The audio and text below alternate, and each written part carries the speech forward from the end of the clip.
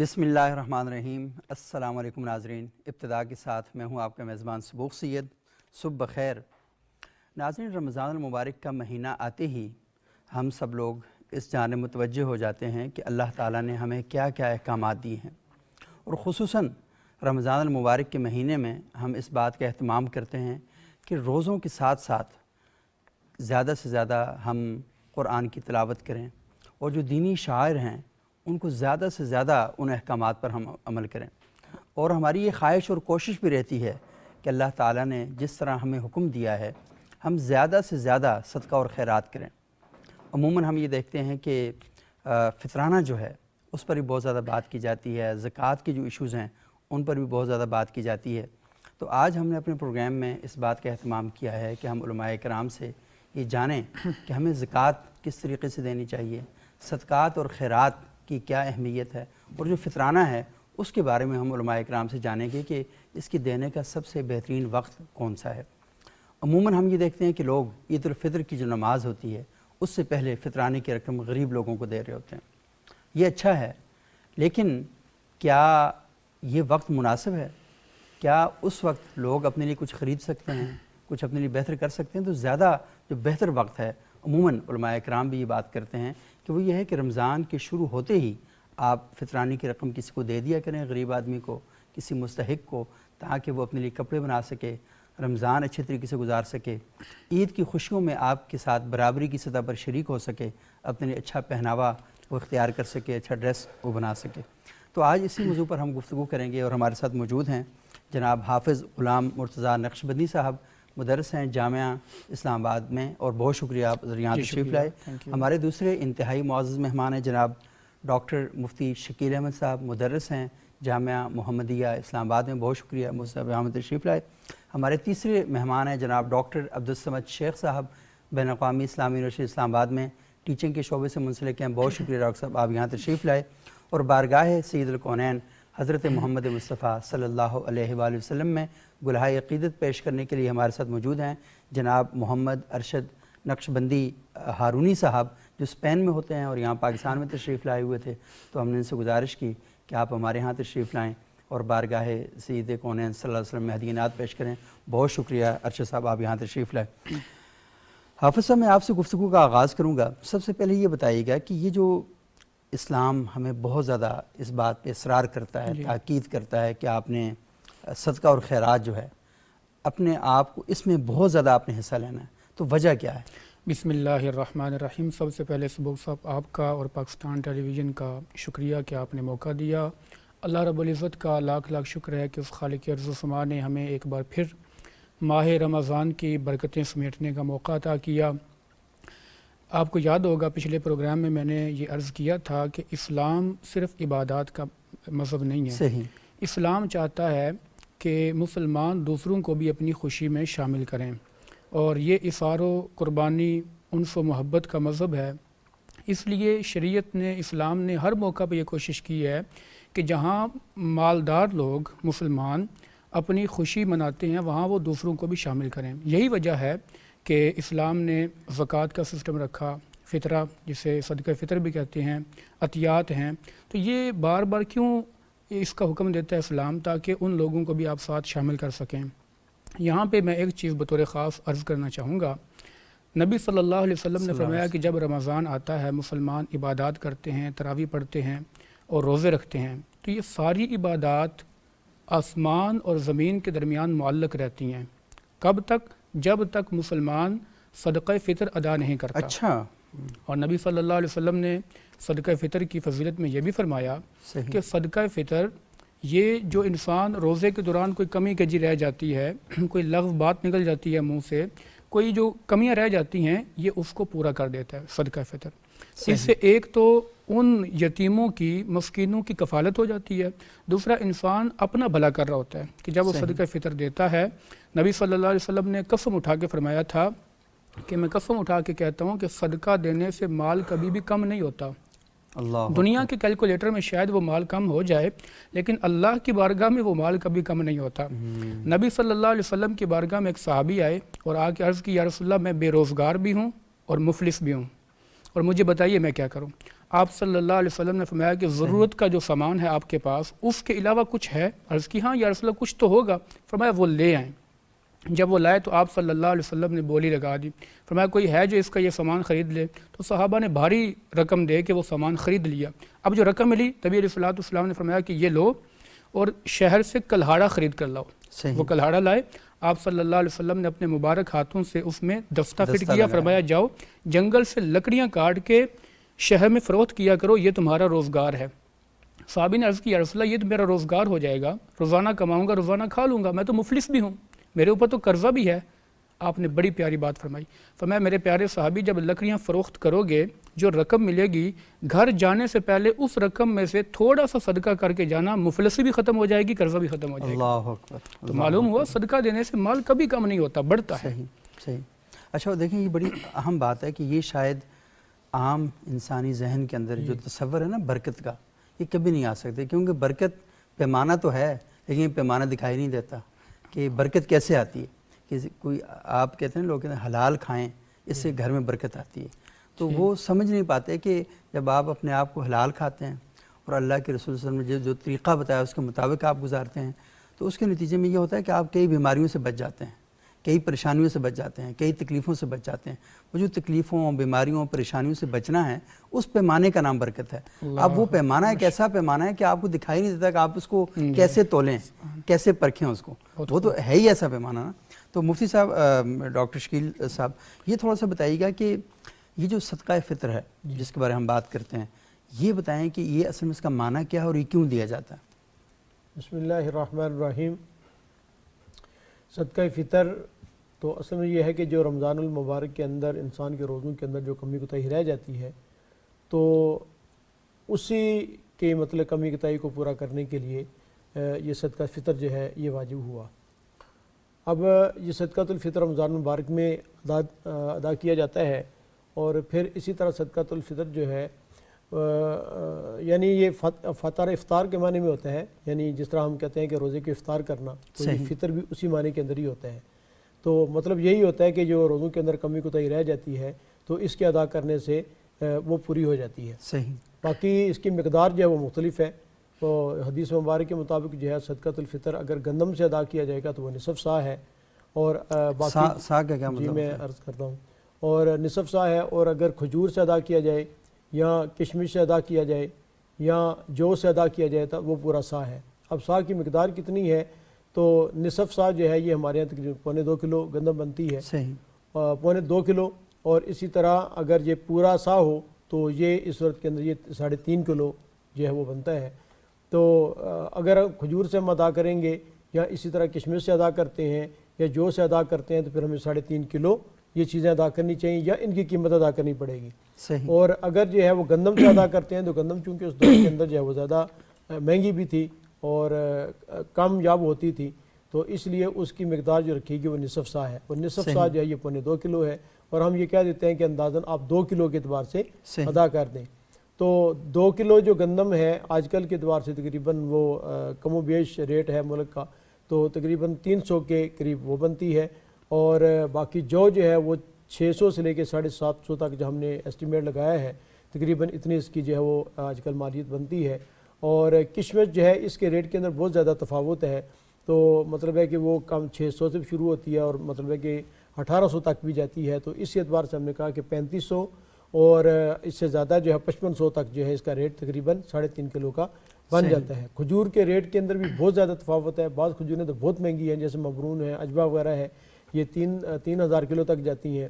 اور جو ہمارے یہاں استعمال ہو رہی ہیں تو ان کا ہم جو درمیانہ سا حساب لگایا ہے تو وہ تقریباً ہم نے 500 کے حساب سے لگایا ہے. اور تقریباً ہم نے کہا کہ احتیاطاً اگر بندہ دے تو 2000 کے قریب دے سکتا ہے. لیکن اس بات میں بھی ذہن میں رکھنی چاہیے کہ بڑے کھاتے پیتے گھرانے کے لوگ ہوتے ہیں، اللہ تعالیٰ نے ان کو مالی وسعت بھی عطا کی ہوتی ہے، لیکن اس کے باوجود جو ہے وہ گندم سے مطلب 300 صدقۃ الفطر ادا کر رہے ہوتے ہیں. تو یہ بات بھی ذہن میں رکھنی چاہیے کہ اللہ تعالیٰ نے مالی حیثیت اگر اچھی عطا کی ہے تو ظاہر ہے کہ یہ کسی پر احسان تو نہیں ہے. جیسے ہمارے حافظ صاحب بھی فرما رہے تھے، حدیث میں بھی آتا ہے کہ وَلَا يُنْقَصُ مَالٌ مِّن صَدَقَةٍ، کہ صدقہ کرنے کی وجہ سے مال کم نہیں ہوتا بلکہ بڑھتا ہے. اور بڑھنے کی کیا مطلب ہے کہ تفصیل ہے، کچھ آپ نے ذکر کر دی. یہی ہے کہ اللہ تعالیٰ جو ہے بیماریوں سے دور فرماتے ہیں، مقدمات سے دور فرماتے ہیں. اسی طرح اور کتنی ساری چیزیں ہوتی ہیں جو جس کی وجہ سے انسان پہ اخراجات آ رہے ہوتے ہیں، لیکن اللہ تعالیٰ کی ذات ان صدقات کی وجہ سے ان مشکلات کو دور کر دیتے ہیں. جو پیسے انسان کے اس طرف لگنے ہوتے ہیں مصائب میں، مشکلات میں، پریشانیوں میں، بیماریوں میں، مقدمات میں، وہ اللہ تعالیٰ دور کر دیتے ہیں. انسان کسی پر احسان کرتا ہے تو بتاتا ہے کہ میں نے آپ پر یہ احسان کیا ہے تاکہ وہ کل اس کا بدلہ دے، یا وہ زیر بار احسان رہے میں اس کے شر سے بچا رہوں. لیکن چونکہ اللہ تعالیٰ کی ذات کو کسی چیز کی ضرورت نہیں ہوتی، اس لیے انسان جو ہے اگر وہ صدقہ دیتا ہے تو اس سے اللہ تعالیٰ مصائب اور مشکلات دور تو کرتے ہیں، لیکن اللہ تعالیٰ کو بتانے کی ضرورت نہیں. وہ تو وراء الورا جو ہے وہ ذات ہے. تو اس لیے ہمارے دور کے اندر بھی یہی ہے کہ اللہ تعالیٰ نے جس کو مالی وسعت عطا کی ہے تو وہ 5500 کے اعتبار سے مطلب ہے کہ ادا کرے، اور اگر درمیانے درجے کا ہے تو وہ 2000 کے اعتبار کھجور سے ادا کرے، اور اگر ذرا کم درجے کا ہے اور اولاد اس کی زیادہ ہے، بچے زیادہ ہیں، تو وہ مطلب ہے کہ گندم کے سے بھی ادا کر سکتا ہے، جو سے بھی ادا کر سکتا ہے. لیکن آپ کے پاس بے شمار آپشن ہیں اور آپ نے ان میں سے کوئی بھی آپشن اختیار کر لیں. سب سے بہتر یہ ہے کہ آپ کو اللہ تعالیٰ نے جتنا نوازا ہے تو صرف 5 منٹ کے لیے اتنا سوچ لیں کہ اللہ تعالیٰ نے آپ کو کتنا نوازا ہے. تو اگر آپ یہ سوچ کے کسی کے ساتھ مدد کریں گے، صدقہ فطر ادا کریں گے، صدقات خیرات کریں گے، تو پھر آپ زیادہ سے زیادہ وہاں پر جا کر کریں گے. اور آپ نے بڑی خوبصورت بات کہی کہ صدقہ جو ہے بلاؤں کو ٹالتا ہے. آپ پہ جو پریشانیاں آتی ہیں، ابتلا آتی ہے، مصیبت آتی ہے، اس کو صدقہ ٹالتا ہے. اور ہماری جو مذہبی تعلیمات ہیں اس کے اندر تو یہی ہے کہ ہم تو پہلے دن سے ہی بچہ پیدا ہوتا ہے تو دینا شروع کرتے ہیں کہ ہیں عقیقے کے نام پر وہ صدقہ خیرات کرتے ہیں. پھر اس کے بعد اچھا وہ پہلے یہ بھی بڑا مجھ سے تھوڑا سا یہ بتا دیں، یہ کہا جاتا ہے کہ عید والے دن، عید کی نماز سے پہلے جو بچہ پیدا ہوا ہے اس پر بھی صدقہ ہوتا ہے. جی اس میں تھوڑی سی تفصیل ہے. پہلی بات تو میں مختصر عرض کروں گا کہ اگر رمضان المبارک سے پہلے صدقۃ الفطر ادا کیا جائے تو ادا نہیں ہوتا. رمضان المبارک پورے رمضان میں ادا کر دیا جائے تو ادا ہو جاتا ہے.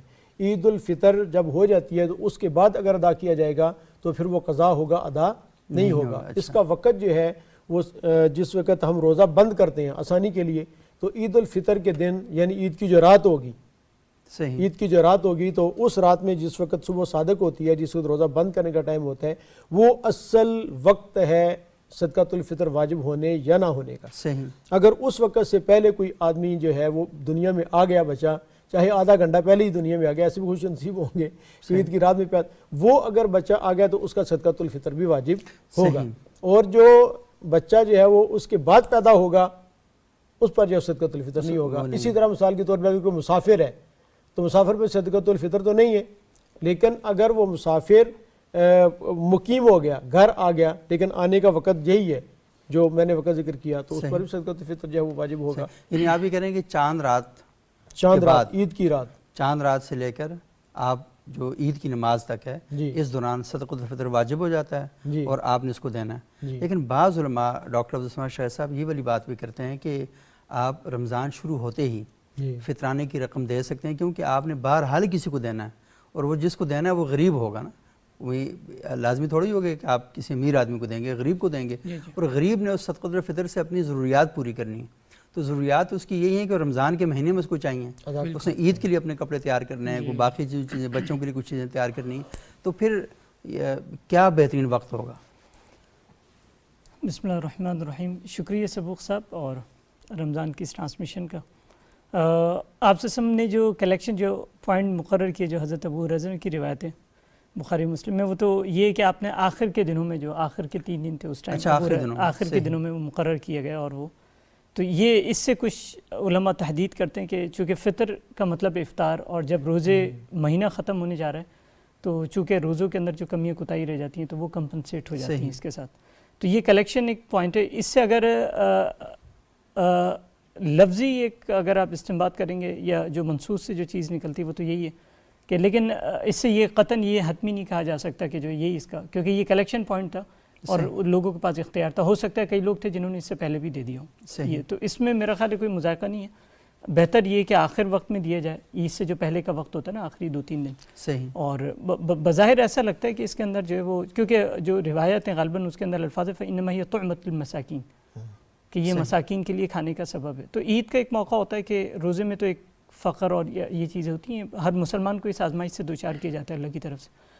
عید کے دن خاص طور پہ جو یہ اچھی نہیں ہے، کیونکہ اسلام میں نا بہت ساری اس طرح کی روایتیں، عید خوشیوں کا دن ہے، کھانے پینے کا، صحیح. تو آپ کے ارد گرد اسی وجہ سے آپ دیکھیں گے کئی علماء نے اس پہ یہ بھی رائے دی ہے کہ یہ مسلمانوں کے ساتھ خاص نہیں ہے صدقہ فطر. طعمۃ المساکین ہے نا، جیسے زکوٰۃ کے لیے کئی علماء غیر مسلموں کو شامل کرتے تالیف قلب کے پورشن میں، ویسے نہیں کرتے. صحیح. لیکن اس میں کئی علماء کہتے ہیں طعمۃ المساکین، آپ کے پڑوس میں اگر کوئی غیر مسلم بھی رہتا ہے اور وہ اتنا نیڈی ہے، اس کو کھانے کے ہو سکتے ہیں، تو اپنی خوشیوں میں اس کو ضرور شریک اس کو شریک کرنا چاہیے. جی. تو میرا خیال ہے بہتر یہ ہے کہ آخر میں دیا جائے، اور اگر پہلے بھی کوئی دے دے تو اس میں کوئی حرج صحیح. نہیں. اچھا یہ بتائیں ڈاکٹر صاحب کہ کیا کوئی شخص لوگوں سے کلیکٹ کر سکتا ہے صدقۃ الفطر؟ یعنی مثال کے طور پر میں نے ایک ادارہ، یہ تنظیم بنائی ہے، اور میں لوگوں سے کہوں جی صدقۃ الفطر اکٹھا کریں اور مجھے دیں، اور میں اس علاقے میں لوگوں میں جا کے تقسیم کروں گا، کیا ایسا کر سکتے ہیں؟ ہاں بہتر، اس میں کوئی حرج نہیں. جیسے جو لوگ اسلام آباد میں پوش ایریاز کے اندر رہتے ہیں، تو ظاہر سی بات ہے وہاں تو ان کے گھر کا جو عملہ ہوتا ہے، ماسیاں وغیرہ، یہ ڈرائیور، یہ خانسا میں، ان کے علاوہ شاید کوئی مستحق نہ ہو، تو اس میں کوئی مذائقہ نہیں ہے. یعنی کہ اگر آپ کوئی اکٹھا کر کے دے سکتے ہیں. جی جی، آپ سب نے خود کلیکشن پوائنٹ، کیونکہ اس پہ بھی کئی جب آپ کمنٹریز دیکھیں گے تو اس میں کہتے ہیں کہ سب لوگوں نے وہاں ڈپازٹ نہیں کیا اپنا، اچھا. کئی لوگوں نے جمع کی اور کئی لوگ اپنے طور پہ جن کو جانتے تھے ضرورت مند کو. یعنی دونوں کام کر سکتے ہیں کہ آپ اپنی مرضی سے بھی دے سکتے ہیں، اور اگر کوئی اکٹھا کر کے صاحب اعتماد آدمی ہے تو آپ اسے دیں اور وہ جا کر جی کسی اور جگہ پہ جا بالکل، کے. اس میں کوئی اسباب کی چیزیں، اس میں کوئی حرج نہیں. صحیح. اچھا تھوڑا سا یہ بتائیں جی کہ رمضان میں آپ نے کہا کہ جو فطرانہ ہے وہ تو اصل میں یہ ہے کہ آپ سے رمضان میں کوئی کمی کوتاہی ہوگی جی. تو آپ اس کا ازالہ کرنے کے لیے صدقۃ الفطر دیتے ہیں. تو روزہ، جب ہم پچھلے پروگرام میں ہم نے اس بارے میں ذکر کیا تھا کہ روزے کا بھی ہم فدیہ دیتے ہیں نا، تو یہ بتائیے کہ وہ کب دینا چاہیے؟ کیا وہ رمضان کے بعد یا رمضان کے اندر ہی دینا شروع کرنا ہے؟ بہت اہم سوال آپ نے کیا ہے، اور میں یہ سمجھتا ہوں کہ ناظرین کی بہت زیادہ اس سے رہنمائی ہوگی. ایک وہ بندہ جو مستقبل میں بھی روزے نہیں رکھ سکتا، ڈاکٹر نے اس کو بتا دیا کہ آپ روزے نہیں رکھ سکتے، اگر رکھیں گے تو ہو سکتا ہے موت تک بات آ جائے یا آپ کی صحت مزید بگڑ سکتی ہے، تو وہ فدیہ دے گا. اب فدیہ دینے کا طریقہ یہ ہے کہ وہ روزانہ کے حساب سے، جیسے مثال ایک اس نے آج روزہ چھوڑا، اس کا فدیہ دے دے، یہ بھی طریقہ ٹھیک ہے. یا شروع رمضان سے جتنا وہ بنتا ہے کلیکٹ کرے، جمع کرے، وہ اکٹھے دے دے شروع میں ہی. اور تیسرا طریقہ یہ ہے کہ عید کے موقع پہ، عید الفطر ادا کرنے سے پہلے وہ سارا جمع کرے اور اس وقت ادا کر دے. ایک بات میں یہاں پہ بطور خاص عرض کرنا چاہوں گا کہ ہم تلاش نہیں کرتے ان لوگوں کو جہاں تک ہم نے پہنچانا ہوتا ہے. صحیح. ہم تعلق داروں کو دے دیتے ہیں جہاں ہم نے تعلق پالنا ہوتا ہے، جبکہ شریعت یہ رہنمائی کرتی ہے کہ آپ نے اگر فدیہ دینا ہے، صدقہ دینا ہے، تو اس کا طریقہ یہ ہے کہ سب سے پہلے آپ اپنے ماتحتوں کو دیکھیں. صحیح. آپ کے زیر انتظام جو لوگ رہ رہے ہیں، ہو سکتا ہے اگر آپ کا آفس ہے تو وہاں ملازم تو ہوگے، تو اور جو باس ہوتا ہے، جو بڑا ہوتا ہے، اس کو بہتر طریقے سے پتہ ہوتا ہے کہ میرا ملازم اس وقت کس حال میں ہے، اس کی مالی کیفیت کیا ہے. اس لیے پہلے وہاں دیکھنا چاہیے اپنے ماتحتوں کو. اس کے بعد آپ نے اپنے قریبی رشتہ داروں کو دیکھنا ہے. صحیح. کیونکہ قریبی رشتہ داروں کو تو آپ کو پتہ ہوتا ہے کہ اس کی مالی حیثیت کیا ہے، وہ کتنا امیر ہے، وہ کتنا غریب ہے، تو اس میں دیکھنا چاہیے. اس کے بعد اگر آپ کے رشتہ داروں میں بھی کوئی ایسا بندہ نہیں ہے، سارے ٹھیک ہے مالی طور پہ، تو پھر آپ نے اپنے قریبی گھروں میں دیکھنا ہے جو آپ کے ہمسائے ہیں، اور وہاں پہ ان کو تلاش کر کے صدقہ فطر یا فدیہ یا فطرانہ جو بھی ہے آپ وہاں پہنچائیں. یہ سب سے بہترین طریقہ ہے. صحیح. اچھا یہ بڑا اہم پوائنٹ آپ نے ارشاد فرمایا. مفتی صاحب یہ تھوڑا سا بتائیں کہ اکثر اوقات ہم یہ بھی دیکھتے ہیں کہ ہمیں نہیں پتہ ہوتا، آپ کے دروازے پہ بیل بجتی ہے، کوئی دستک دیتا ہے اور آ کر کہتا ہے جی فطرانہ دے دیں، اور آپ یہ جانیں بوجھے بغیر کہ یہ جو شخص ہے یہ واقعی مستحق ہے یا نہیں، یہ ہے کون ہے اور کس مقصد کے لیے لے رہا ہے. بعض اوقات ایسا بھی ہوتا ہے کہ فطرانے کی رقم آپ سے لی جاتی ہے اور دروازے پہ کوئی ایسا بندہ آ جائے کہ جو آپ کی رقم کو جا کے دہشت گردی میں یا برے اعمال میں خرچ کرے، اور آپ بغیر تحقیق کے اسے غریب سمجھ کر اس کے بہروپ کو اس پر بلیو کرتے ہوئے آپ اس کو دے دیں. تو یہ کیا اسلام کی تعلیمات ہماری رہنمائی کرتی ہیں کہ ہم کیسے شناخت کریں کہ یہ جو شخص ہے یہ اس کا مستحق ہے یا نہیں ہے؟ جی بسم اللہ الرحمن الرحیم. یہاں دو چیزیں اہم ہیں، چاہے وہ زکوٰۃ ہو چاہے صدقۃ الفطر ہو، بلکہ نفلی صدقات بھی اس میں آ جائیں گے، جیسا کہ آپ نے دہشت گردی کے حوالے سے ذکر کیا. جس طرح ان کی ادائیگی شرعاً ضروری ہے، صحیح، ان کا ادا کرنا فرض ہے، واجب ہے، اسی طرح ان کو ان کے مستحقین تک پہنچانا بھی فرض اور واجب ہے. صحیح. یہ نہیں ہے کہ آپ پر زکوٰۃ ہے اور آپ نے 1 لاکھ زکوٰۃ نکالی اور جو بھی نظر آئے اس کو دے دی، اڈے پہ کوئی کھڑا مانگ رہا ہے اس کو آپ نے دے دی، یا کوئی رفائی تنظیم والا آگے آپ کو پتہ ہی نہیں ہے کہ آگے یہ استعمال ان کا کس طرح کا ہے، کیا اس زکوٰۃ کو اس زکوٰۃ کے مصرف میں خرچ کرتے ہیں صدقۃ الفطر کو اس کے مصرف میں خرچ کرتے ہیں، آپ کو کچھ پتہ نہیں ہے، آپ نے زکوٰۃ دے دی، تو اس طرح زکوٰۃ ادا کرنے سے، صدقۃ الفطر ادا کرنے سے یہ چیزیں ادا نہیں ہوتی۔ جس طرح ان کا نکالنا فرض ہے، اس طرح ان کو مستحقین تک پہنچانا بھی فرض ہے۔ اور اسی طرح اگر مطلب ہے کہ نفلی مطلب ہے کہ آپ دیتے ہیں زکوٰۃ وغیرہ، تو آپ حساب لگا لیتے ہیں کون بندہ ہے کون نہیں ہے، لیکن ایسے بندوں کو دے رہے ہیں جو اگر ان کو نیگیٹو استعمال کرتے ہیں، منفی چیزیں آگے ان کے استعمال کرتے ہیں، جیسے مثال کے طور پہ جیسے کچھ چیزیں آپ نے مثالیں جو ہم ذکر کی ہیں، ٹھیک ہے، تو ایسے لوگوں کو جو زکوٰۃ کو یا صدقہ فطر وغیرہ کو اس کے منفی ہے مقاصد میں استعمال کریں، تو ان کو دینا یہ جائز نہیں ہوگا۔ یعنی اس کا مطلب یہ ہو کہ شرط یہ ہے کہ آپ نے یہ صدقہ فطر اس بندے کو دینا ہے، یہ جو بھی صدقات خیرات آپ نے کرنی ہے ایسے لوگوں کو دینی ہے جن کے بارے میں آپ کو 100% یقین ہو کہ یہ مستحق ہیں۔ جی صحیح جی، آج کل تو آپ نے دیکھا ہوگا کہ مطلب ہے کہ جو ہی رمضان شروع ہوتا ہے تو بینر لگنے شروع ہو جاتے ہیں، گلی گلی کے اندر مانگنے والے شروع ہو جاتے ہیں، جی یہ ہماری رفائی تنظیم ہے، لیکن آپ کو نہ ان کا کچھ اتا پتہ نہیں ہوتا۔ لیکن بعض لوگ واقعتاً ایسے ہیں کہ جو مستحقین تک بھی پہنچاتے ہیں، اور جو شرعی مطلب ہے کہ ضابطہ ہے کہ زکوٰۃ جو ہے صدقات واجبہ یا زکوٰۃ ہے یا صدقۃ الفطر ہے، یہ مخصوص لوگوں کو ہی دی جا سکتی ہے، یعنی کفار کو نہیں دی جا سکتی، یا اسی طرح جو لوگ غنی ہیں ان کو نہیں دی جا سکتی، یا لوگ جو ہاشمی ہیں ان کو نہیں دی جا سکتی۔ تو وہ باقاعدہ چھان پھٹک کر ان کے مستحقین تک پہنچاتے ہیں، تو ان کو آپ جو ہے وہ ادا کریں۔ میں نے ایک تنظیم ہے، پتہ نہیں یہ نام لینا مناسب ہوگا یہ نہیں، ترکی کے اندر ان کا بہت زیادہ کام ہے، چونکہ ہمارے معتمد ہیں الفاتح فاؤنڈیشن کے نام سے، ان کا میں نے دیکھا کہ انہوں نے جو پیسے اکٹھے کرے ہیں ریلیف کے، تو 2 اکاؤنٹ دیے ہوئے ہیں، ایک زکوٰۃ کا دیا ہوا ہے اور دوسرا جو ہے وہ عام صدقات کے دیا ہوا ہے۔ زکوٰۃ والے جو پیسے ہوں گے وہ باقاعدہ جو ہے وہ انہیں اس میں استعمال کرتے ہیں، اور جو مطلب عام صدقات والے ہیں جو وہ اس میں استعمال کرتے ہیں۔ تو 2 اکاؤنٹ الگ الگ دینے کا مطلب یہی ہوتا ہے کہ تاکہ چیز کو ان کے مستحقین تک بہترین پہنچایا جا سکے کہ کون سے لوگ ہیں جو زکوٰۃ کے اہلیت رکھتے ہیں اور کون سے ہیں جو دیگر صدقات خیرات جو ہیں۔ جی یہ 400 اہم مسائل ہیں۔ میں اس میں بڑی اہم ایک بات لکھی ہے مولانا مفتی ابراہیم صاحب نے، کہ پاکستان کے مفتی اعظم تھے مفتی رشید احمد صاحب رحمۃ اللہ علیہ، تو وہ کہہ رہے ہیں کہ میرے سامنے ایک آدمی کا فون آیا اور اس نے یہ پوچھا کہ ایک ہمارے ہاں بیوہ ہے تو اس کو لوگ دھڑا دھڑ جو ہے وہ زکوٰۃ دے رہے ہیں، صحیح، تو کیا ہم بھی اس کو زکوٰۃ دے سکتے ہیں؟ تو کہتے ہیں کہ ہم نے فرمایا کہ اس کی تحقیق کریں تو پھر مجھے بتائیں۔ تحقیق کرنے پر پتہ چلا کہ اس کے پاس تو 40 تولہ سونا ہے، صحیح، بیوہ کے پاس۔ ہر نے مسکرا کر فرمایا کہ بھائی اب بیوہ ہونا یہ کوئی مستحق زکوٰۃ ہونا نہیں ہے، بیوہ ہونا یہ کوئی علامت نہیں ہے کوئی مستحق زکوٰۃ بھی ہے۔ صحیح، تو اس لیے چھان پھٹک کر مطلب کہ مستحق ہونے کے لیے اس کے رشتے کا ہونا ضروری نہیں، بلکہ اس کا یہ ہونا چاہیے کہ وہ غربت کی اس سطح پر ہے کہ جہاں پر اس کو زکوٰۃ یا صدقہ یا خیرات دیا جا سکتا ہے، نہیں دیا جا سکتا۔ اچھا، بہت شکریہ، بڑے اہم سوالات ہیں، لیکن یہاں پر کچھ سوالات مزید بھی پیدا ہوں گے، لیکن ہم محمد ارشد نقشبندی ہارونی صاحب سے بارگاہ رسالت مآب صلی اللہ علیہ وسلم میں ایک نعت سنتے ہیں، اور نعت کے بعد ہم وقفہ لیں گے، وقفے کے بعد دوبارہ خدمت میں حاضر ہوں گے، اور یہی جو سوالات ہیں ان کے سلسلہ ہم انشاءاللہ شروع کریں گے۔ صلی علی نبی انا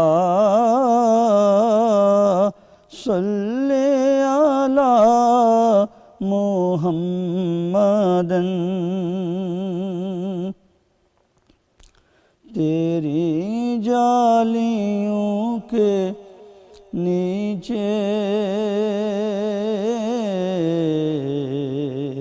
تیری رحمتوں کے سائے، تیری جالیوں کے نیچے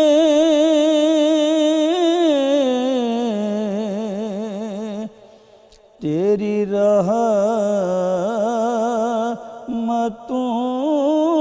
کے سائے، اور جسے دیکھنی ہو جنت وہ مدینہ دیکھ آئے، جسے دیکھنی ہو جنت وہ مدینہ دیکھ آئے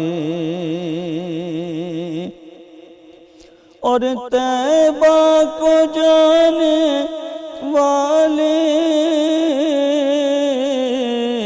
تجھے دیتا ہوں دعائیں طیبہ کو جانے والے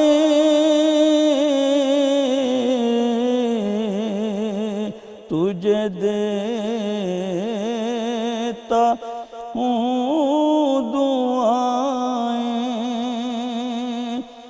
در مصطفیٰ پہ جا کر تو جہاں کو بھول جائے در مصطفیٰ پہ جا کر تو جہاں کو بھول جائے جسے دیکھنی ہو جنت وہ مدینہ دیکھ آئے اور روزے کے سامنے میں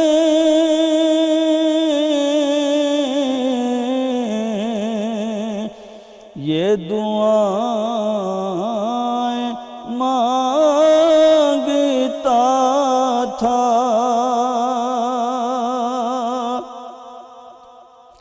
اور روزے کے سامنے میں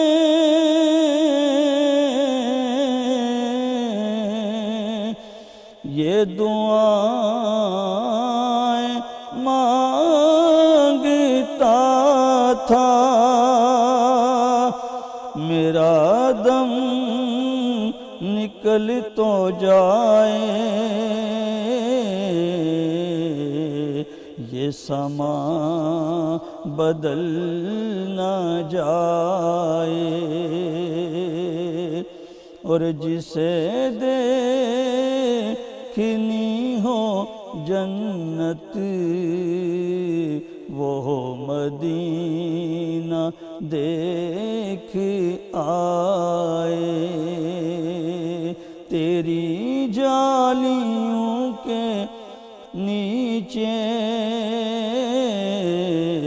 تیری رحمتوں کے سائے ناظرین وقفے کے بعد ایک بار پھر پروگرام ابتدا میں خوش آمدید۔ آج ہم گفتگو کر رہے ہیں کہ رمضان المبارک کے مہینے میں لوگوں کی بڑی یہ خواہش ہوتی ہے کہ وہ معاشرے کے اندر ان افراد کی بھی مدد کر سکیں، ان کی خدمت کر سکیں جنہیں اللہ تعالیٰ نے اتنا نہیں نوازا جتنا آپ کو نوازا ہے۔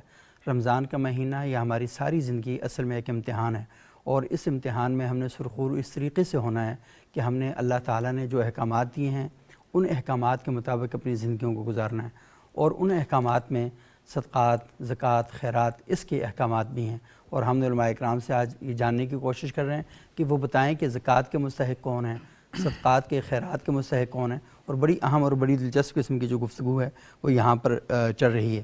اچھا ڈاکٹر عبدالصمد شیخ صاحب، یہ تھوڑا سا بتائیے گا کہ زکوٰۃ اور صدقہ فطر، کیونکہ یہ بھی عموماً لوگ ہر سال یکم رمضان کو زکوٰۃ دیتے ہیں، اور فطرانہ جو ہے وہ یکم شوال کو یعنی عید کے روز وہ دیتے ہیں، تو یہ بتائیے کہ دونوں کا نصاب کیا ہے، دونوں میں فرق کیا ہے؟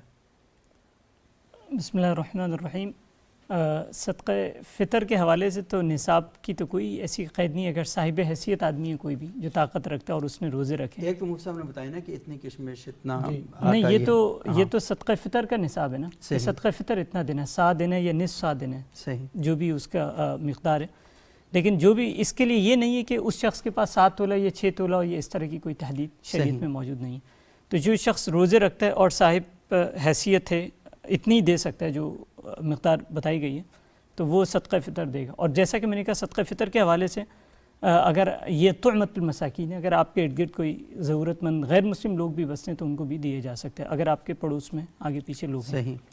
زکوٰۃ کے حوالے سے 8 مصارف موجود ہیں، اور اس کے حوالے سے طے شدہ چیز ہے کہ آپ کا نصاب ہونا چاہیے، صحیح، اور 7.5 تولہ سونے کا ہے یا چاندی کا ہے، اور بہتر علماء کہتے ہیں کہ غریب کی جو بہتری ہے وہ اس میں کہ چاندی کا نصاب مقرر کیا جائے، کیونکہ وہ صحیح، کم پیسوں میں آپ پہ زکوٰۃ فرض ہو جاتی ہے۔ صحیح، تو اس کے 8 مصارف ہیں، پھر 8 مصارف کے اندر بہت زیادہ وسعت اللہ تعالیٰ نے دی ہے۔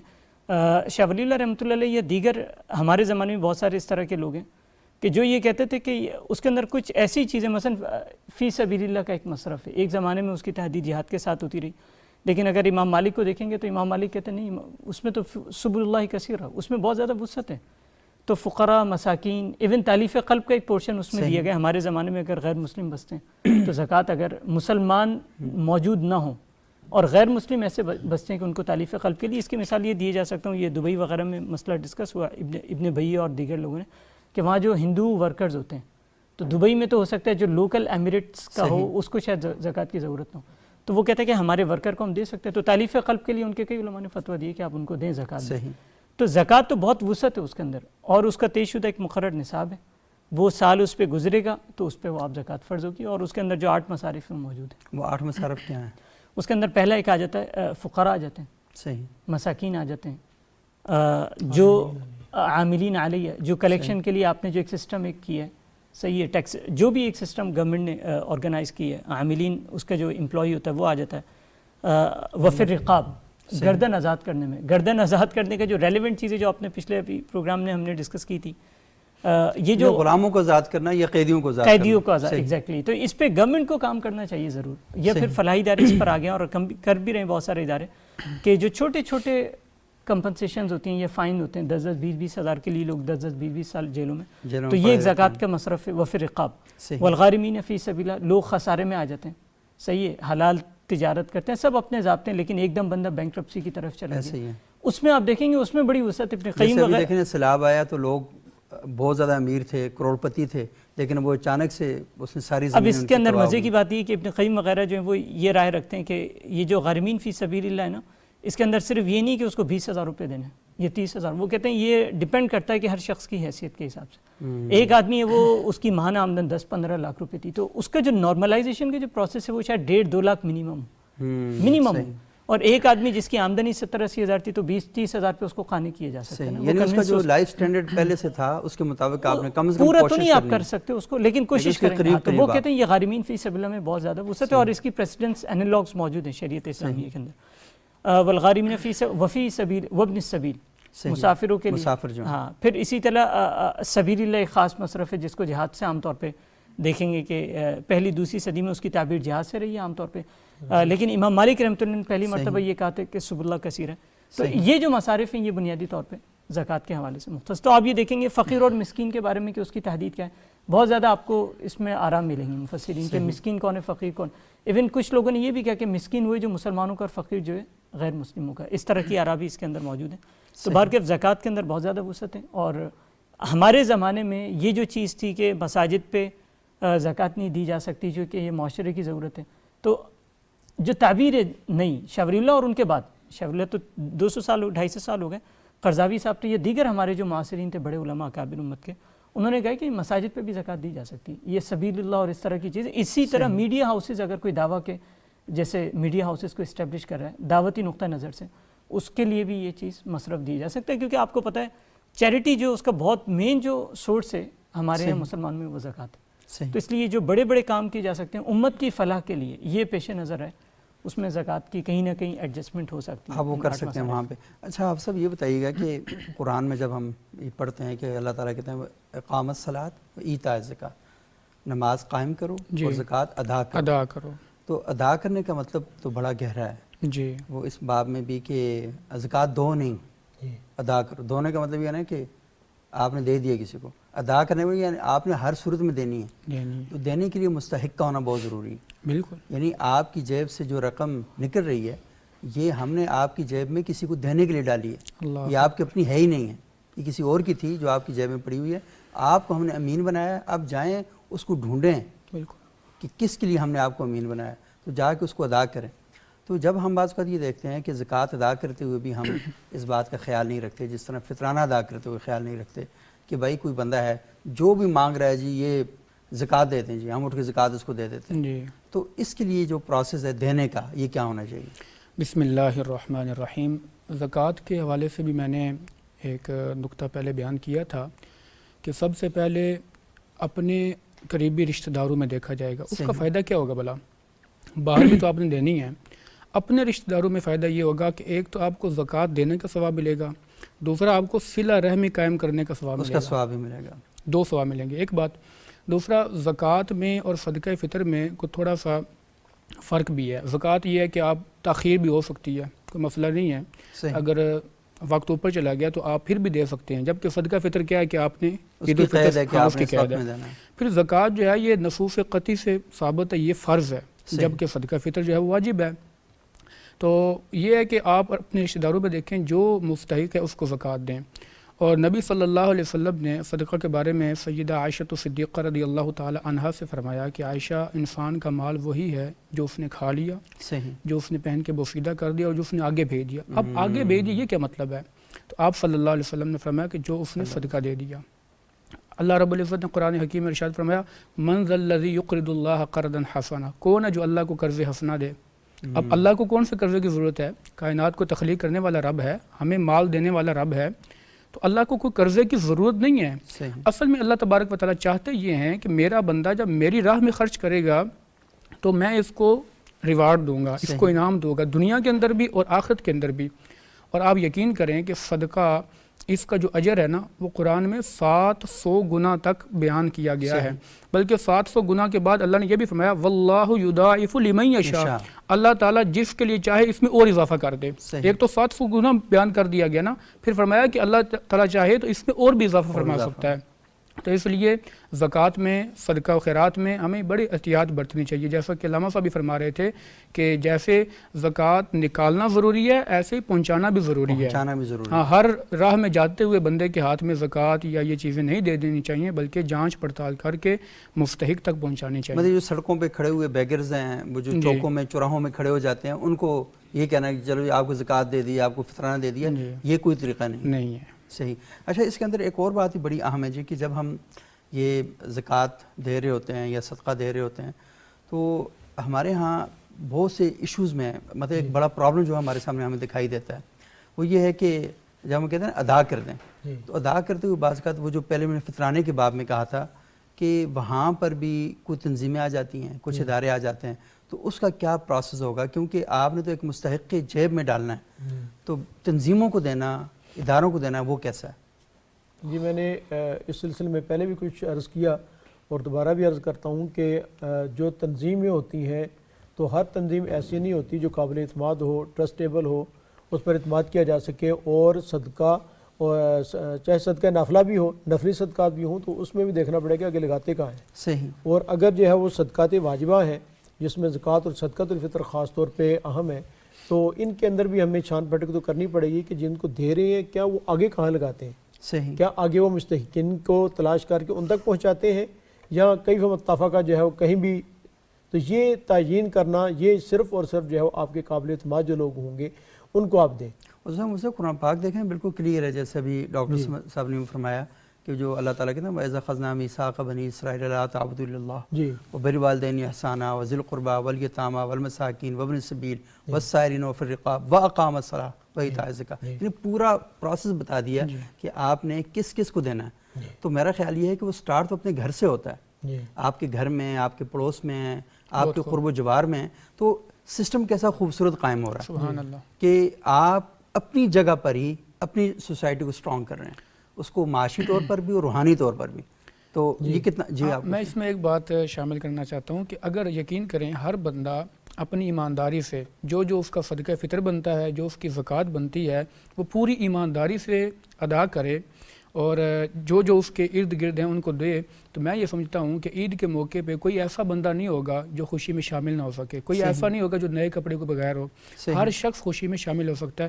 اور ایک بات، جو زکوٰۃ ہے اس کا دائرہ تھوڑا سا کم تھا، اللہ تبارک و تعالیٰ نے صدقہ فطر کے دائرے کو بڑھا دیا.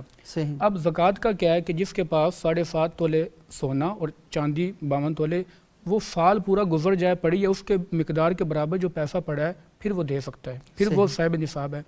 جبکہ صدقہ فطر میں کچھ علماء نے یہ کہا ہے کہ اس کے پاس جو ضرورت کی چیزیں ہیں، زکوٰۃ میں کیا ہے، ضرورت کی چیزیں نکال کے جو اتنا سامان پڑا ہے، صحیح۔ لیکن صدقہ فطر میں یہ ہے کہ جو آپ کے پاس موجودہ چیزیں ہیں، آپ کی گاڑی ہے، جو آپ کے استعمال میں چیزیں ہیں، گھر ہے آپ کا، اور بھی جتنی چیزیں ہیں وہ شامل کر کے آپ اچھے خاصے ہیں، ٹھیک ٹھاک ہیں، تو آپ اگر ٹھیک ٹھاک ہیں تو آپ کو چاہیے کہ صدقہ فطر اس میں سے کھجور میں سے ادا کریں۔ صحیح۔ اگر ایک بندہ سال میں کروڑوں کماتا ہے اور اس کے گھر کے 6 بندے ہیں تو کھجور کے حساب سے تقریباً 16 یا 17 ہزار روپے بنتا ہے۔ صحیح۔ تو صبوق صاحب ایمانداری سے بتائیے گا، کروڑوں روپے کمانے والے کے لیے 17 ہزار روپے کو بڑی بات ہے؟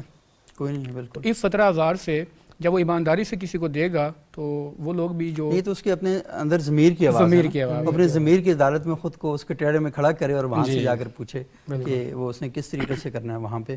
اچھا، یہ بہت ہی اہم ٹاپکس ہیں اور اس پر ہمیں وہ کرنا چاہیے، اور خود ہمارے جو علماء کرام ہیں، کیونکہ مختلف مسالک کے جو لوگ ہیں وہ ٹیلی ویژن پر پروگرام دیکھ رہے ہوتے ہیں، تو مکاتب اہل سنت کی کیا رائے ہیں، مکاتب تشیع کی جو رائے ہیں وہ کیا ہیں، تو اپنے اپنے علماء سے پوچھ کر بھی اور رہنمائی جو ہے وہ لیتے رہنا چاہیے تاکہ ہم چیزوں کو اچھے طریقے سے ہم آگے لے کے جاتے جائیں۔ اچھا، دوسرا ایک اور تھوڑا سا اہم سوال یہ ہے کہ اکثر اوقات ہم یہ دیکھتے ہیں کہ ہمارے ہاں یہ جو آپ نے کہا نا کہ صرف ہاشمیوں کو مطلب آپ نہ دیں وہاں پہ، تو مجھے بتائیں کہ وہ بھی تو بہت غریب ہوتے ہیں، تو ان کا کیا کرنا چاہیے، ان کے ساتھ پھر معاملات کیسے کریں؟ جی، بسم اللہ الرحمن الرحیم۔ یہ بڑا اہم مسئلہ بھی ہے اور بڑا دکھتا ہوا ایک مسئلہ ہے، اور واقعتاً یہ ہمارا ایک کلمیہ بھی ہے کہ آپ صلی اللہ علیہ وسلم کی ذات اقدس وہ خود بھی صدقہ یا اس طرح کی جگہ اپنے استعمال نہیں کرتے تھے، اور اس طرح اپنی جو آل تھی اس پہ آپ صلی اللہ علیہ وسلم اس کو پسند نہیں کرتے تھے، اور وجہ یہ تھی کہ یہ چونکہ لوگوں کے جو اموال ہوتے ہیں ان کی ملک چیل ہوتی ہے، تو آپ صلی اللہ علیہ وسلم اور آپ کی آل جو ہے ظاہر ہے کہ ان کو اس طرح کی چیز، تو اس لیے لوگوں کو یہ احساس کرنا چاہیے کہ اڑوس پڑوس کے اندر اگر کوئی سید لوگ موجود ہیں، ہاشمی لوگ موجود ہیں، جن کے اندر آل سیدنا علی کرم اللہ وجہ کی اولاد آتی ہے، علوی آتے ہیں، یا اس طرح آج کل جو آوان ہیں وہ بھی علوی ہی ہیں، یا اسی طرح حضرت جعفر بن ابی طالب ان کی جو ہے اولاد آتی ہے، تو یہ 5 قسم کے لوگ ہیں، یعنی حضرت علی کی اولاد، اور اسی طرح حضرت جعفر رضی اللہ تعالیٰ کی اولاد ہے، یا اسی طرح حضرت حارث بن عبد المطلب کی اولاد، یہ 5، تو یہ ان کو ہم نفلی جو صدقات ہیں تو ان کو زیادہ سے زیادہ ان کو ہم جو ہے وہ کریں، اور میرے خیال میں تو اگر عام کسی آدمی کو اگر آپ صدقہ نفلی صدقہ دیں گے تو اس کا ثواب اتنا نہیں ہوگا جتنا کہ آپ صلی اللہ علیہ وسلم کی محبت کی وجہ سے ان کی اولاد کو جو ہے آپ دیتے ہیں، تو یہ ثواب جو ہے وہ ظاہر زیادہ ہوگا، اور حب نبی جو ہے جو ہمارا ایک تقاضا ہے ہمارے ایمان کا، تو اس کے لیے بھی یہ انتہائی اہم ضروری ہے، اور بڑی غیرت کا بھی حضرت یہ تقاضا ہے کہ ہم اپنے گھر اور اپنے بچوں کے لیے تو سوچیں، اور آپ صلی اللہ علیہ وسلم کی اولاد جو ہے اور آپ صلی اللہ علیہ وسلم کا خون جو ہے ان کو جو ہے وہ کھانے پینے کی بھی مشکلات ہوں۔ صبوق صاحب میرا یعنی یہ ایک جو ہاں اس میں میری ایک رائے ہے، ہو سکتا ہے کسی کو اختلاف بھی ہو، اب صدقہ تو ہم سیدوں کو نہیں دے سکتے، تو ہمیں خود یہ چاہیے کہ جو غریب سید ہیں ہم کم از کم ان کے لیے کوئی ایک تحفہ الگ سے مقرر ہمیں کرنا چاہیے جو ہم بڑے پردے میں اور تشہیر کیے بغیر ان تک پہنچائیں۔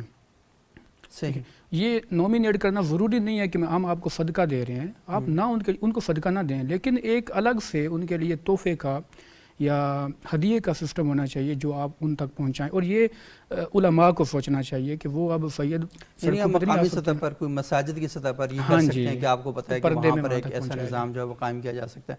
اچھا ڈاکٹر صاحب، ایک سوال بڑا اہم ہے، اکثر اوقات ہم ایسے لوگوں کی بات تو کر رہے ہیں نا کہ جو بہت زیادہ کماتے ہیں، کروڑوں میں کماتے ہیں اور خرچ کرنے بخل سے کام لیتے ہیں، لیکن اس معاشرے کے اندر ایسے لوگ بھی ہیں وہ کماتے ہیں اور لگاتے ہیں، کماتے ہیں اور لگاتے ہیں، یعنی ایسے بھی ہیں، اور اس پاکستان میں دیکھیں کہ اللہ کا لاکھ لاکھ شکر ہے کہ یہ ملک جو عطیات دینے والے ملکوں میں ایک نمایاں ملک ہے، اور آپ دیکھیں کہ پاکستان کی سب سے بڑی جو ایمبولینس سروس ہے وہ ان لوگوں کے عطیات کی وجہ سے چل رہی ہے، کئی اسپتال جو ہیں اس وجہ سے چل رہے ہیں، مدارس مساجد جو ہیں انہی لوگوں کی وجہ سے چل رہے ہیں، تو یہ لوگ اتنا لگاتے ہیں کہ آپ سوچ بھی نہیں سکتے۔ تو مجھے بتائیں کہ ایک شخص وہ پورا سال دیتا ہی رہتا ہے، کیا اس کے اوپر بھی لازم ہے کہ وہ یکم رمضان کو زکوٰۃ دے یا یہ باقی جو صدقات خیرات ہیں وہ کرے، یا یہ وہ جو ایک بندہ مستقل یہ اس کام میں لگا رہتا ہے؟ بسم اللہ الرحمن الرحیم۔ یہ تو بہت ضروری چیز ہے کہ انسان کیلکولیٹ کرے اپنی کل املاک کو اور جتنے اس کے اثاثہ جات ہیں، اور اس کا جو تخمینہ بنتا ہے وہ تو کم از کم اس کو دینا ہے۔ اگر بالفرض ایک آدمی کی زکوٰۃ بنتی ہے 10 لاکھ روپے اور وہ سالانہ 20 لاکھ دے رہا ہے، تو یہ تو اس کو طے کرنا ہے کہ 10 لاکھ میری زکوٰۃ تھی، صحیح، یہ اس کو تخمینہ ضروری ہے کیونکہ تخمینہ ضروری اس لیے تاکہ انسان گناہ میں واقع نہ ہو. بالفرض اگر وہ تخمینہ نہ کرے اور وہ بہت اپنے یہی سمجھتا ہے کہ میں بہت خرچ کر رہا ہوں لیکن زکوٰۃ 10 لاکھ تھی اور اس نے 8 لاکھ خرچ کیا تو وہ قصوروار ٹھہرے گا شرعی طور پہ. تو اس لیے کیلکولیشن بڑی ضروری ہے. آلدو کہ وہ جتنا خرچ میں جانتا ہوں کراچی میں ایسے بہت سے احباب ہیں جو منتھلی اپنی بلکہ وہ ٹوٹل ایسیٹس پہ زکوٰۃ نکالتے ہیں. ایسے بھی میں نے لوگ دیکھے کہ 30-40 کروڑ کی تجارت ہے تو اس پہ 2.5 یہ بہت ہی ان کو کہیں پتہ چل گیا نا کہ اللہ کی راہ میں دینے کا فائدہ کتنا زیادہ ہے. بالکل. تو وہ فائدہ وہ کسی کو حساب کتاب میں تو بتا نہیں سکتے لیکن وہ محسوس کروا سکتے ہیں. تو وہ جو محسوس کرتے ہیں تو اس کے مطابق پھر وہ ساری چیزوں کو جا کے خرچ بھی کرتے ہیں. لیکن اصل چیز یہ ہے کہ آپ صدقہ اور خیرات پر کوئی پابندی نہیں ہے, آپ نے ہمیشہ کرنا ہے. اور سیدھی سی بات یہ کہ اس کا فائدہ آپ ہی کو ہونا ہے. اور جو لوگ یہ فائدہ محسوس کرتے ہیں وہ زیادہ سے زیادہ خرچ کرتے ہیں اللہ کی راہ میں. لیکن نظام کا انکار نہیں کرنا. جو اسلام نے نظام قائم کیا ہے, ہاں سسٹم جو ہے اس کو بھی آپ نے فالو کرنا ہے. آپ نے یہ نہیں کہنا جی کہ نہیں میں تو وہاں کر رہا ہوں تو ادھر نہیں کرنا. آپ نے نظام کے اندر بھی قائم رہنا ہے, نظم کو بھی قائم رکھنا ہے, اور ساتھ ساتھ جو زیادہ آپ کر رہے ہیں تو وہاں پر بھی کرنا آپ کو بہت لازمی ہے. سبوق صاحب یہ ایک امپورٹنٹ چیز ہے آپ نے ہائی لائٹ کی, اس پہ آپ اس کو ضرور ہائی لائٹ کیجیے گا. یہ جو ایک عمومی رجحان ہے کہ زکوٰۃ دینی ہے ٹیکس نہیں دینا, یہ میں سمجھتا ہوں بڑا ریاست کا فیلئر رہی ہے. ریاست کو اس کو بہت ہی سختی سے دیکھنا چاہیے ان چیزوں کو. میں اس کو بالکل مناسب نہیں سمجھتا کہ ایک جگہ آپ بہت پیسہ دے دیں اور اس کا کوئی آڈٹ نہ ہو اور وہ غلط ہاتھوں میں چلا جائے. ٹیرٹ فائنینسنگ FATF میں بھی یہ ساری چیزیں آئی ہیں. تو گورنمنٹ کو اس کو بیلنس کرنا ہے, صحیح نا. کیونکہ دیکھیں اگر میں نے اپنی زکوٰۃ ایسے شخص کو دے دی کہ وہ آسودہ ہو گیا لیکن وہ اتنا آسودہ ہو گیا کہ ضرورت مند لوگ رہ گئے, تو مجھے لگ رہا ہے کہ یہ جو فلو ہے نا سسٹم کے اندر اور غلط فہمی پیدا ہوئی ہے کہ زکوٰۃ دینے کے بعد ٹیکس مجھ پہ ضروری نہیں ہے, اس کو ازالہ کرنا. کیونکہ میں نے دونوں چیزیں پیرالل نہیں, دونوں چیزیں پیرالل چلتی ہیں. کیونکہ جو ریاست کا جو سٹیزن شپ کا جو تصور آیا نا یہ پہلے موجود نہیں تھا. ریاست آپ کو جب شہریت دیتی ہے بہت ساری چیزیں لائبلٹیز آ جاتی ہیں اس پہ, سرکاری ہاسپٹلز آ جاتے ہیں, سڑکیں آ جاتی ہیں, بہت ساری چیزیں آ جاتی ہیں. آلدو کہ ہم اس سطح پہ نہیں گئے نیشن اسٹیٹ تھیوری کے بعد جس سطح پہ ریاستیں چلی گئی ہیں ویلفیئر اسٹیٹ, لیکن اس کے باوجود ریاست آج اس سے بہت زیادہ مختلف ہے جو آج سے 2000 سال پہلے ہوا کرتی. تو اس لیے ہمیں اس بات کی ضرورت ہے کہ ہم مسائل کو ٹھیک طریقے سے سمجھیں بھی, اور حکومتوں کا بھی یہ فرض بنتا ہے ریاستوں کا کہ وہ علماء کو اور جو قانون دان ہیں ان سب کو اکٹھا بٹھائے تاکہ یہ اس طرح کے جو مسائل ہیں وہ آپس میں باہمی مکالمہ ہو, اور اس مکالمے کے ذریعے ان سوالات کے جو جوابات ہیں اور ان کا حل بھی ہمارے سامنے آنا چاہیے. بہت بہت شکریہ جناب ڈاکٹر عبدالصمد شیخ صاحب, جناب ڈاکٹر مفتی شکیل احمد صاحب, جناب حافظ غلام مرزا نقشبندی صاحب, بہت زبردست گفتگو کی.